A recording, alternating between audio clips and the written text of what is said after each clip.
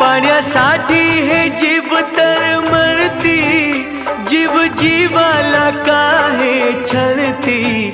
स्पर्श करूनी पाणी हे पिणार आहे मी, समान हक्क मानवाला देणार आहे मी।